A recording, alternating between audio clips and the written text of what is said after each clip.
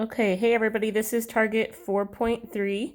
Most of you need this. If you don't know if you need this target or not, make sure you check that email that I sent you or just email me and I'll let you know. So this is the thing that it goes with the quiz that you guys did when you were talking all about triangles and Pythagorean theorem and sine, cosine, tangent.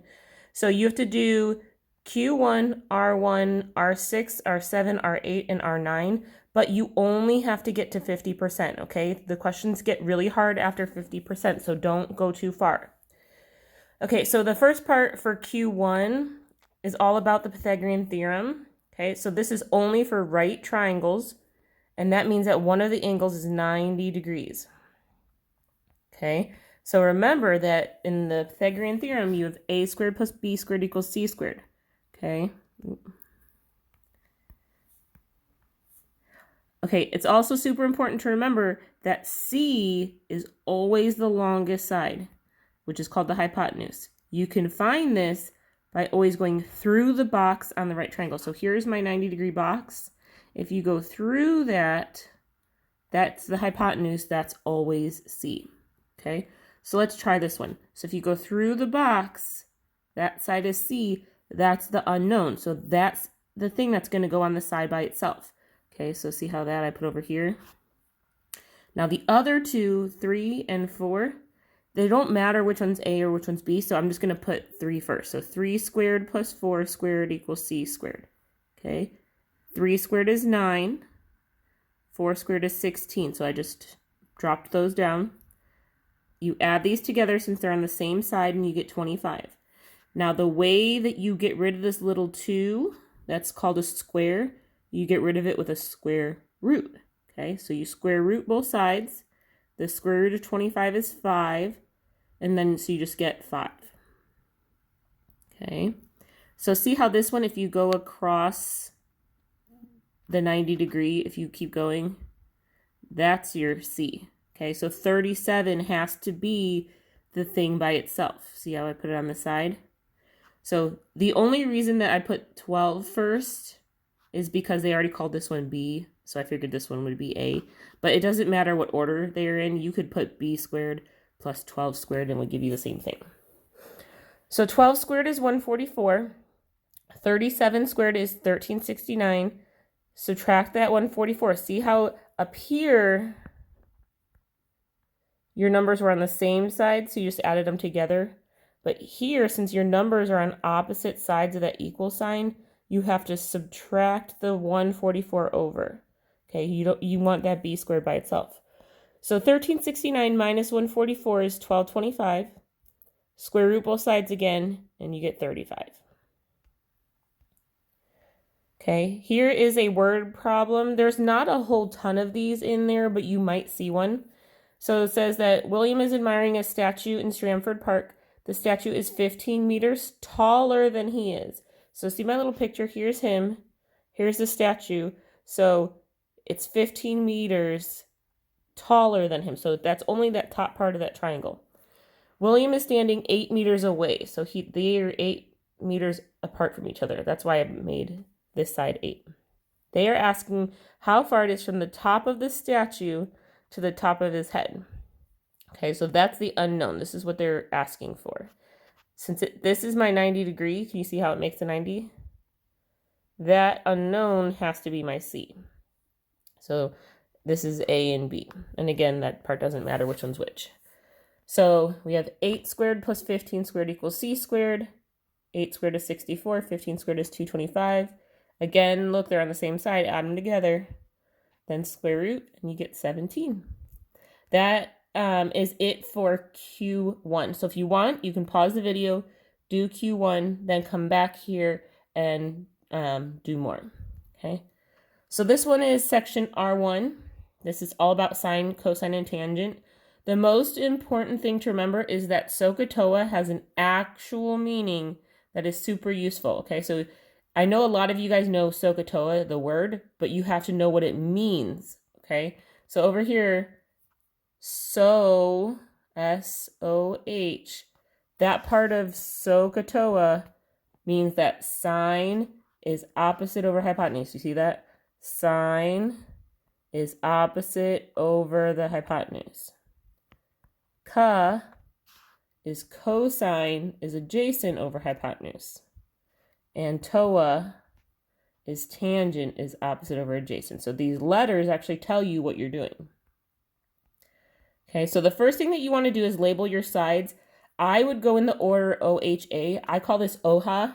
When I taught pre-calculus last year, the biggest problem my kids had was they would put the O and the H and the A in the wrong spot and they would get the problem wrong. So I suggest going that order. Find your opposite first, then your hypotenuse, and then your adjacent.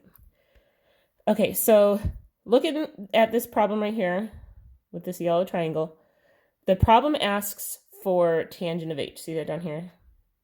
So what that means is you have to start at H. So tangent of H, start here. If you go through that vertex, you'll find the opposite. So if you go through the H, this is your opposite side. Then go through the 90 again, and that'll get you your hypotenuse again. Remember, that's what our C value was. And then the last one that we didn't have labeled was this 5. That's the adjacent side. Notice that it's next to, adjacent means next to. It's next to the H, but it's not the hypotenuse. And that's really tricky. A lot of people will get these things in the wrong spot. So we have O is 12, H is 13, and A is 5. Okay, remember they're asking for tangent. Tangent is TOA, so they want the O and the A. Well, O is 12, A is 5, so you get 12 over 5. Now, remember to think of it as a fraction. Reduce the fraction if you need to. Okay, so like, let's just say you had 6 over 4. Those are both divisible by 2. So you get 3 over 2. Okay, that is it for section R1. If you need me to do more examples with maybe cosine or sine or something, if you need any, just let me know. If you get stuck, let me know. I can make more videos for you guys. Okay, R.6, this one is so super easy if you have a calculator. If you don't have a calculator, you can just Google a calculator. So it says that they want cosine of 70. So all you have to do is literally type that into your calculator. The hard part is that they want the answer rounded to the 100th. That means that you want 2 numbers after the decimal. So in the calculator, you get 0.342020143. So if you only want 2 decimals, look at 3. So look at what you have, 0.342. The third number after the decimal will tell you if you're going to round. So if it's 5 or up, it will make the number round up. If it's 4 or down, it will stay the same. So since this is a 2, that 4 is going to stay the same thing. So this is my answer. Now if I had 0.345, the 5 would make this round up, and I'd have 0.35. Again, that's it for R.6. Let me know if you need any more help. Okay, R.7. Okay, so these problems are a little bit different. You're still going to use a calculator, but you're actually solving. Okay, so here we have sine of x equals root 3 over 2. I'm going to do that over here. Okay, so here's sine of x equals root 3 over 2. You have to get the x by itself. So to get rid of this sign, you actually have to use the inverse sign, which is the sign looks like a -1. So what you have to do is you use the negative sign on the other side. Okay, this is what you're typing into your calculator. Now, if you're using the computer calculator, you might have to hit some buttons until you can find that there should be a button that says sine inverse. If you're using a regular calculator, it's usually the same button as the sine button, but you have to hit either second or shift first. If you need help with that, let me know. If you just tell me what calculator you have, I can show you what buttons to do. This is going to be the same thing if you had sine or cosine, or cosine or tangent. Cosine and tangent each have an inverse too. So you type this into your calculator and you get 60. That's the answer that you get. So here's another one. Tangent of x equals 1. So you use the inverse because you want that x by itself. You type that in your calculator, you get 45. Again, that's it for R.7. Let me know if you need another video or anything. Okay, R.8, finding a side length. Okay, so now I'm going to read you the note first that I have written here. So, if you have one of our calculators, those little, some of them are yellow, some of them are blue, it will give you the right answer of root 23. They want your answer in simplified, rationalized form. Now, this is something that we didn't ask you to do. You were just giving us decimals. If you have the right calculator, it will give you the answer anyways, and you're good to go. Now, if you don't have the right calculator and you see 4.7958, that's okay. Attempt 10 problems, just try them. They're going to tell you that you're getting the wrong answer because you used a decimal, but just try them and then email me. I'll be able to see that you tried 10 of them. I'll be able to see what you typed in, and I'll be like, oh, well, that's the right answer. It's just you have a decimal. So just try 10, even if it's wrong, and I'll still give you the credit for it, okay? Okay, so now let's figure out how to actually do it, okay? So we're up here. They're asking for side DE. So that's why I put an X right here, DE. Okay, they give you this 30 degrees. They give you this number right here, okay?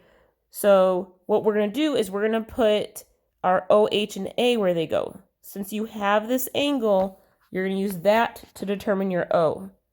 So opposite, hypotenuse, last one's adjacent. So look at what you have letters with. The adjacent doesn't have anything written, but I do have something next to the O and the H. O and H, see here? O and H go with sine, so sine of 30, remember to always put your angle in there. Sine of 30 is O, so that's X, O over H, X over 2 root 23.